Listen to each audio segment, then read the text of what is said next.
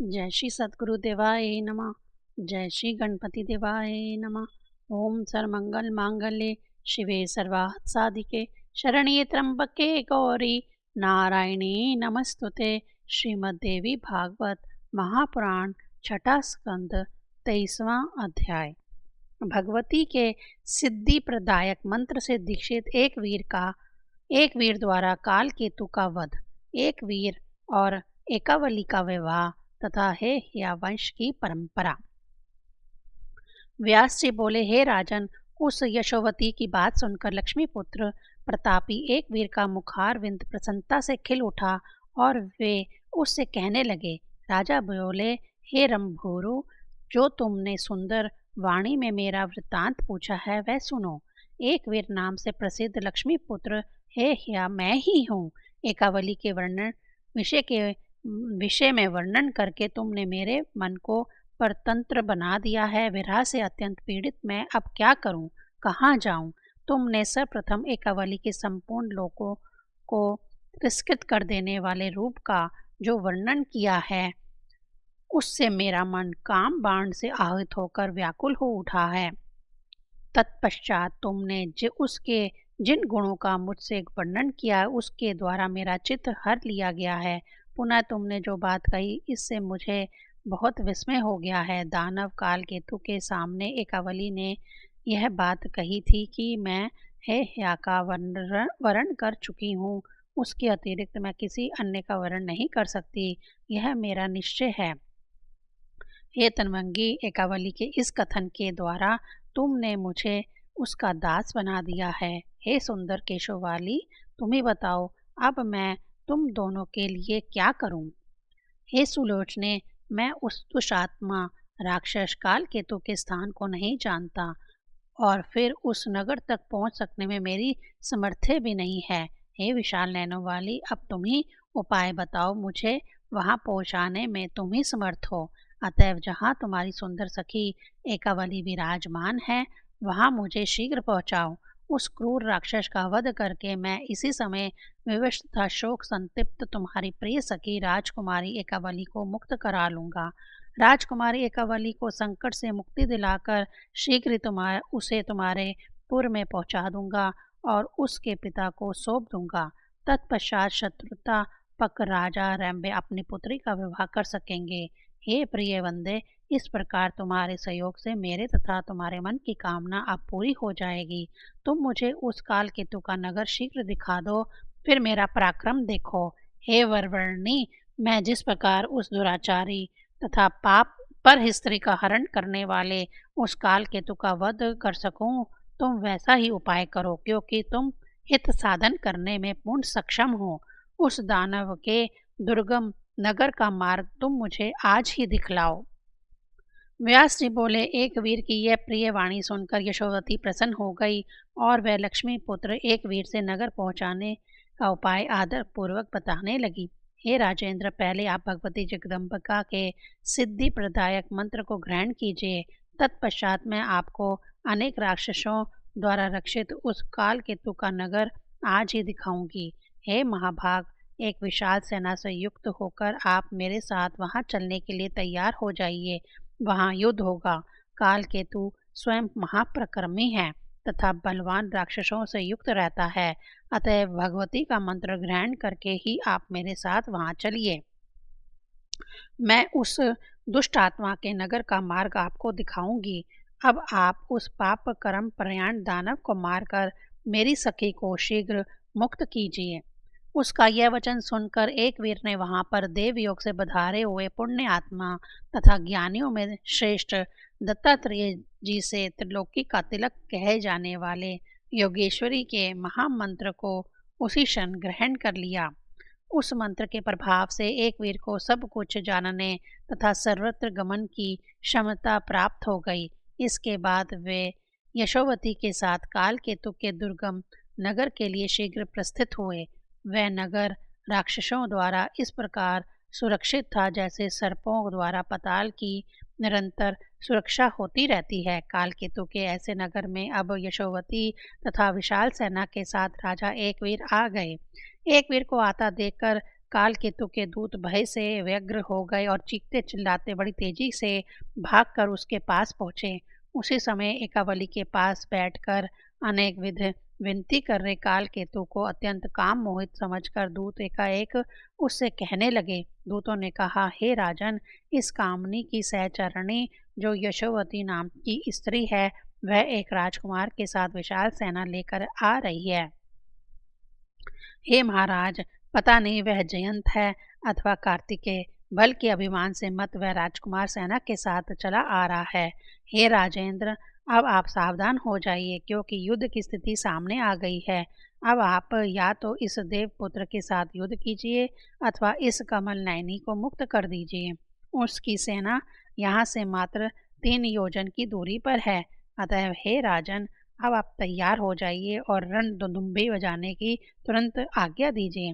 व्यास जी बोले, दूतों के मुख से वैसी बात सुनकर कालकेतु क्रोध से मूर्छित हो गया। उसने अपने सभी बलवान तथा शस्त्रधारी राक्षसों को उत्साहित करते हुए कहा, हे राक्षसों, तुम सब हाथों में शस्त्र लेकर शत्रु के सामने जाओ।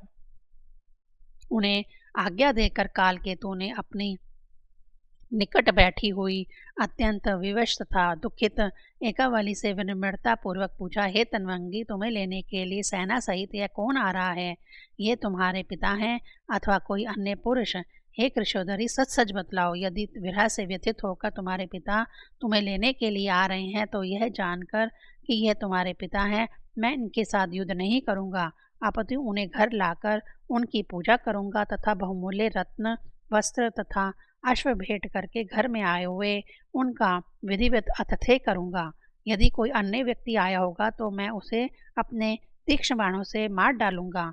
निश्चित ही महान काल ने उसे मरने के लिए यहाँ ला दिया है। अतः हे विशाल नैनों वाली, मुझ अपरिजय काल रूप तथा अपार बाल संपन्न के विषय में ना जानकर यह कौन मनमती चला आ रहा है, यह तुम मुझे बताओ। एकावली बोली, हे महाभाग, मैं यह नहीं जानती कि इतनी तेजी से यह कौन आ रहा है। आपके बंधन में पड़ी हुई मैं नहीं जानती कि यह कौन है। यह ना तो मेरे पिता हैं और ना ही मेरे भाई ही हैं। यह दूसरा ही कोई महान प्रकर्मी पुरुष है। यह किस लिए यहाँ आ रहा है, यह भी मैं निश्चित रूप से नहीं जानती। दैत्य बोला, ये दूत तो कह रहे हैं कि तुम्हारी सखी यशोवती ही प्रयत्न पूर्वक उस वीर को साथ में लेकर आई है। हे कांते, कार्य सिद्ध करने में अत्यंत चतुर तुम्हारी वह सखी कहाँ गई? कोई अन्य मेरा शत्रु भी नहीं है जो मेरा विरोधी हो। व्यास जी बोले, इसी बीच दूसरे दूत वहां आ गए। भयभीत उन दूतों ने महल में बैठे केतकु के काल केतु से तुरंत कहा, हे महाराज, आप निश्चिंत क्यों हैं? शत्रु सेना समीप आ पहुंची है। आप एक विशाल सेना के साथ शीघ्र नगर से बाहर निकलिए। उनकी यह बात सुनकर महान बलशाली कालकेतु शीघ्र रथ पर चढ़कर अपने नगर से बाहर निकल गया। कामनी एकावली के विरह से व्याकुल प्रतापी एक वीर भी घोड़े पर आरूढ़ होकर अचानक वहीं पर आ गया। उन दोनों का वक्रासुर तथा इंद्र की भांति युद्ध होने लगा। उस युद्ध में छोड़े गए विविध अस्त्र शस्त्रों से दिशाएं प्रकाशित हो उठी। भीरुजनों को भयभीत कर देने वाले उस युद्ध में लक्ष्मीपुत्र एक वीर ने दानव कालकेतु पर अपनी गदा से प्रहार किया। गदा प्रहार से वह कालकेतु वज्र से आहत पर्वत की भांति प्राणहीन होकर पृथ्वी पर गिर पड़ा। तब भयभीत होकर अन्य सभी राक्षस भाग गए। तत्पश्चात यशोवती ने विस्मय में पड़ी एकावली के पास जाकर प्रसन्नतापूर्वक मधुर वाणी से उससे कहा, हे सखी, इधर आओ। काल केतु के साथ भीषण युद्ध करके धीरता संपन्न राजकुमार एक वीर ने उस राक्षस को मार गिराया है। इस समय वह राजकुमार एक वीर थक जाने के कारण अपने शिविर में विद्यमान हैं। तुम्हारे रूप तथा गुणों के विषय में सुनकर वह तुम्हारा दर्शन करना चाहते हैं। हे कटुला पांगी, कामदेव सदृश उन राजकुमार को तुम देखो। मैं उनसे तुम्हारे विषय में गंगा तट पर पहले ही बता चुकी हूँ। इससे वह तुम्हारे प्रति उनका अपूर्ण अनुराग हो जाने के कारण वह विरह आतुर राजकुमार अब तुझ सुंदर रूप वाली का दर्शन करना चाहते हैं। यशोवती की बात सुनकर उसने वहां जाने का मन बना लिया। कुमारी अवस्था में होने के कारण वह भयवश लज्जित हो रही थी। वह सोचने लगी, मैं एक अत्यंत विवश कुमारी कन्या उनका मुख कैसे देखूंगी।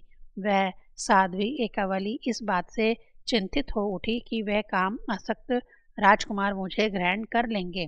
तब वह एकावली मैलिन वस्त्र धारण करके अत्यंत उदास होकर पालकी में बैठकर यशोवती के साथ उनके शिविर में पहुंच गई। उस विशाल नैनों वाली एकावली को वहां आई हुई देखकर राजकुमार ने उससे कहा, हे तन्वंगी, मुझे दर्शन दो। मेरे नेत्र तुम्हारे दर्शन के लिए तृष्णा आकुल हैं। एक वीर को काम आतुर तथा एकावली को लज्जा से युक्त देखकर नीति का ज्ञान रखने वाली तथा श्रेष्ठ जनों के मार्ग का अनुसरण करने वाली यशोवती ने उस एक वीर से कहा, हे राजकुमार, इसके पिता भी इसे आपको ही देना चाहते हैं। यह एकावली भी आपके वशीभूत है, इसलिए इसके साथ आपका मिलन अवश्य होगा। किंतु हे राजेंद्र, कुछ समय प्रतीक्षा करके पहले इसे इसके पिता के पास पहुंचा दीजिए। वे विधि पूर्वक विवाह करके इसे आपको निश्चित रूप से सौंप देंगे। यशोवती की बात को उचित मानकर उन दोनों कन्याओं एकावली तथा यशोवती को साथ में लेकर सेना सहित वह राजकुमार एक वीर उसके पिता के स्थान पर पहुंचे। राजपुत्री को आई हुई सुनकर राजा रम्या प्रेम पूर्वक मंत्रियों के साथ उसके सम्मुख शीघ्रता से पहुंच गए। मैलिन वस्त्र धारण की हुई उस पुत्री को राजा ने बहुत दिनों के बाद देखा। पुनः यशोवती ने रम्या को सारा वृतांत विस्तार के साथ बताया। तत्पश्चात एक वीर से मिलकर राजा रम्या उन्हें आदर पूर्वक घर ले आए। पुनः उन्होंने शुभ दिन में विधि विधान से दोनों का विवाह संपन्न कराया। तदुपरांत राजा ने पर्याप्त वैवाहिक उपहार देकर एक वीर को भली भांति सम्मानित करके पुत्री को यशोवती सहित विदा कर दिया। इस प्रकार विवाह हो जाने पर लक्ष्मी पुत्र एक वीर हर्षित हो गए और घर पहुंचकर अपनी भार्या एकावली के साथ नानाविध सुख उपभोग करने लगे। यथा समय उस एकावली से कृतवीर्य नामक एक पुत्र उत्पन्न हुआ। उस कृतवीर्य के पुत्र कार्तवीर्य हुए। इस प्रकार मैंने आपसे इस हेया वंश का वर्णन कर दिया है। 23वां अध्याय समाप्त। 24वां अध्याय धृतराष्ट्र के जन्म की कथा। राजा बोले, हे भगवान, आपके मुखारविंद से निर्गत इस अमृत तुल्य दिव्य कथा सागर का निरंतर पान करते रहने पर भी मैं तृप्त नहीं हो पा रहा हूँ। आपके द्वारा मुझसे यह है विचित्र आख्यान विस्तार पूर्वक कहा गया है। हेयावंशी राजाओं की उत्पत्ति तो अत्यंत आश्चर्यजनक है। मुझे इस विषय में महान कौतूहल हो रहा है कि देवादिदेव जगतपति लक्ष्मीकांत भगवान विष्णु स्वयं जगत के उत्पत्तिकर्ता, पालनकर्ता तथा संहारता हैं। उन्हें भी अश्वरूप धारण करना पड़ गया। सर्वथा स्वतंत्र रहने वाले वे अयच्छत पुरुषोत्तम भगवान हरि परतंत्र कैसे हो गए। हे ब्रह्मन, इस समय मेरे इस संदेह का निवारण करने में आप पूर्ण समर्थ हैं। हे मुनिवर, आप सर्वज्ञ हैं, अतएव इस अद्भुत वृत्तांत का वर्णन कीजिए। व्यास जी बोले, हे राजन, सुनिए। इस संदेह का निर्णय पूर्व समय में मैंने मुनि श्रेष्ठ नारद जी से जैसा सुना था है वैसा ही आपको बता रहा हूँ। नारद जी ब्रह्मा जी के मानस पुत्र हैं। वे तपस्वी, सर्वज्ञानी, सर्वत्र गमन करने वाले, शांत, समस्त लोगों के प्रिय एवं मनीषी हैं। एक बार वे मुनिवर नारद स्वर तथा तान से युक्त अपनी महिती नामक वीणा बजाते हुए तथा सामगान के बृहद्रथ अनंतर आदि अनेक भेदों तथा अमृतमय गायत्र साम का गान करते हुए इस पृथ्वी पर विचरण करते हुए मेरे आश्रम पर पहुँचे। वह शाम या प्रास महातीरथ सरस्वती के पावन तट पर विराजमान हैं। कल्याण और ज्ञान प्रदान करने वाला वह तीर्थ प्रधान ऋषियों का निवास स्थान है। ब्रह्मा जी के पुत्र महान तेजस्वी नारद जी को अपने आश्रम में आया हुआ देखकर मैं उठकर खड़ा हो गया और मैंने भली भांति उनकी पूजा आदि की। आर्ध और पाद आदि से उनका विधि पूर्वक पूजन करके आदर पूर्वक आसन पर विराजमान उन अमित तेजस्वी नारद के समीप मैं बैठ गया। हे राजन, तत्पश्चात ज्ञान के पार पहुँचाने में समर्थ मुनि नारद को मार्ग श्रम से रहित तथा शांत चित्त देखकर मैंने उनसे वही प्रश्न पूछा था जो आपने इस समय मुझसे पूछा है। मैंने उनसे पूछा, हे मुनि, इस सारहीन जगत में प्राणियों को क्या सुख प्राप्त होता है? विचार करने पर मुझे तो कभी भी, कहीं भी तथा कुछ भी सुख नहीं दिखाई देता है। मुझे ही देखिए, इस द्वीप में जन्म लेते ही मेरी माता ने मेरा त्याग कर दिया। तभी से आश्रयहीन रहता हुआ मैं वन में अपने कर्म के अनुसार बढ़ने लगा। हे देव ऋषि, तत्पश्चात मैंने पुत्र प्राप्ति की कामना से एक पर्वत पर बहुत वर्षों तक शंकर जी की उपासना करते हुए कठोर तपस्या की। तब ज्ञानियों में श्रेष्ठ शुकदेव मुझे पुत्र रूप में प्राप्त हुए। मैंने उन्हें आरंभ से लेकर सम्यक प्रकार से वेदों का सारभूत तत्व पढ़ा दिया। हे साधो, आपके वचनों से ज्ञान प्राप्त करके मेरा वह पुत्र मुझे विरह आतुर को रोता हुआ छोड़कर लोकांतर में कहीं चला गया।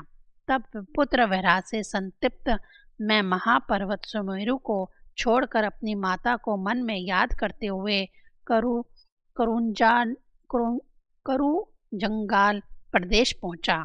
संसार मिथ्या है ऐसा जानते हुए भी माया पाश में बंधा हुआ मैं पुत्र सुने के कारण शोकाकुल रहने से अत्यंत दुर्बल शरीर वाला हो गया। तत्पश्चात जब मैंने यह जाना कि वासवराज सुता मेरी कल्याणमयी माता का राजा शांतनु ने वरण कर लिया है, तब मैं सरस्वती के पवित्र तट पर आश्रम बनाकर रहने लगा। इसके बाद महाराजा शांतनु के स्वर्ग प्राप्त कर लेने पर मेरी माँ विधवा हो गई। तब भीष्म ने 2 पुत्रों वाली मेरी माता का पालन किया। बुद्धिमान गंगापुत्र भीष्म ने चित्रांगा को राजा बनाया, किंतु कुछ ही समय में कामदेव के सदृश कांतिमान मेरे भाई चित्रांगन भी मृत्यु को प्राप्त हो गए। पुत्र चित्रांगन के मर जाने पर मेरी माता सत्यवती अत्यंत दुखित होकर रोने लगी और नित्य शोक के समुद्र में निमग्न रहने लगी। हे महाभाग, उस पतिव्रता को दुखित जानकर मैं उनके पास गया। वहाँ मैंने तथा महात्मा भीष्म ने उन्हें बहुत संतावना दी। तब स्त्री तथा राज्य से विमुख भीष्म ने अपने दूसरे भाई प्रकर्मी विचित्र वीर्य को राजा बना दिया। तत्पश्चात भीष्म ने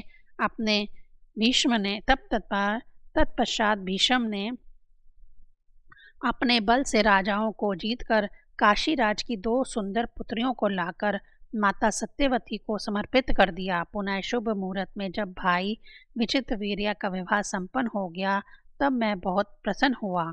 कुछ ही समय में मेरे धनुर्धर भाई विचित्र वीर्य भी यक्ष्मा रोग से ग्रस्त होकर युवावस्था में ही निसंतान मर गए, जिससे मेरी माता दुखित हुई।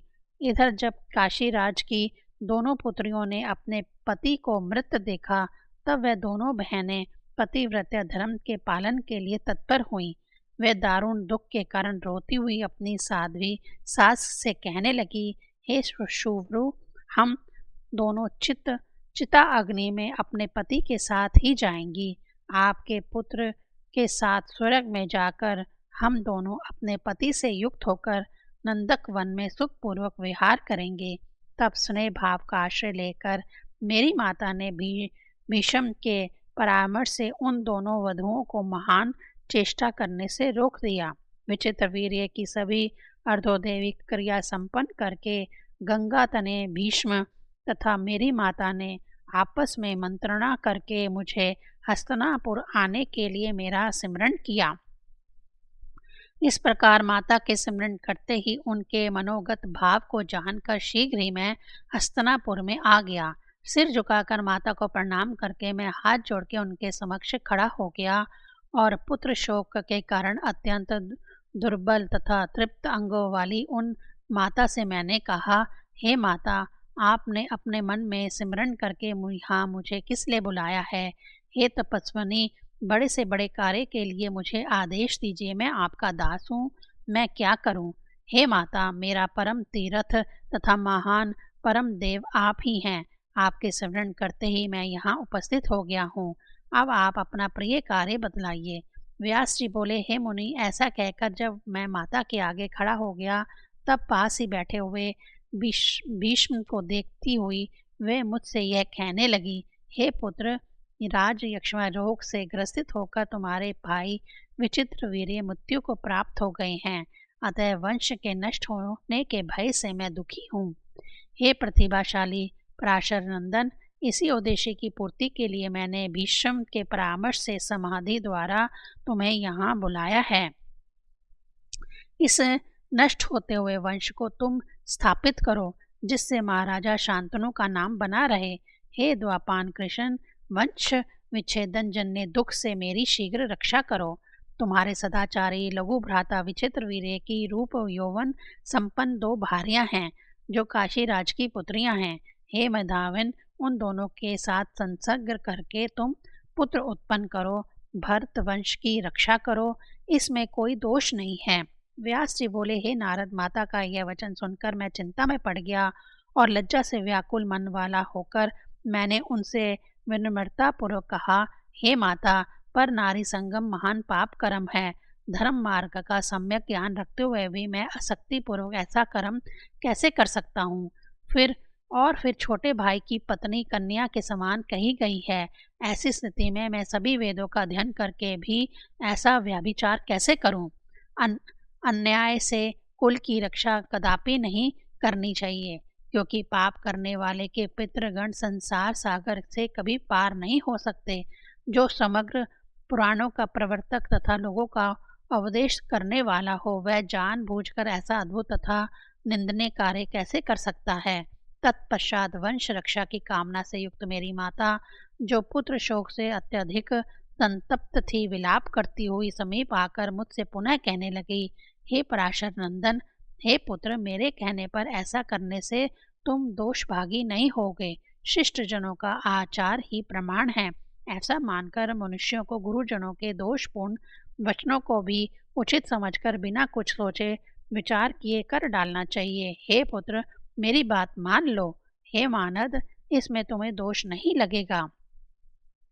हे सुत, पुत्र उत्पन्न करके अत्यधिक संतप्त तथा शोक सागर से निमग्न अपनी माता को सुखी करो। माता की ये बात सुनकर सूक्ष्म धर्म के निर्णय में विशेष ज्ञान रखने वाले गंगा तनय भीष्म ने मुझसे कहा, हे कृष्ण द्व्यापान, तुम्हें इस विषय में विचार नहीं करना चाहिए। हे पुण्यात्मा, माता का वचन मानकर तुम सुखपूर्वक विहार करो। व्यास जी बोले, हे नारद, भीष्म का यह वचन सुनकर तथा माता की प्रार्थना पर मैंने शंक भाव से उस निंदक कर्म में प्रवृत्त हो गया। रात्रि में मैं प्रसन्नता पूर्वक ऋतुमती अंबिका के साथ प्रवृत्त हुआ, किंतु मुझ करूप तपस्वी के प्रति उसके अनुरागहीन होने के कारण मैंने उस सुशोनी को शाप दे दिया कि प्रथम संसर्ग के समय ही तुमने अपनी दोनों आंखें बंद कर ली थी, अतः तुम्हारा पुत्र अंधा होगा। हे मुनिवर, दूसरे दिन माता ने एकांत में मुझसे फिर पूछा, हे पुत्र, क्या काशीराज की पुत्री अंबिका के गर्भ से पुत्र उत्पन्न होगा? तब लज्जा के कारण मुख नीचे किए हुए मैंने माता से कहा, हे माता, मेरे शाप के प्रभाव से नेत्रहीन पुत्र उत्पन्न होगा। हे मुने, इस पर माता ने कठोर वाणी में मेरी भर्त्सना की। हे पुत्र, तुमने शाप को क्यों दे दिया कि तुम्हारा पुत्र अंधा होगा। 24वां अध्याय समाप्त। ओम ऐं ह्रीं क्लीं चामुंडाय विच्चे।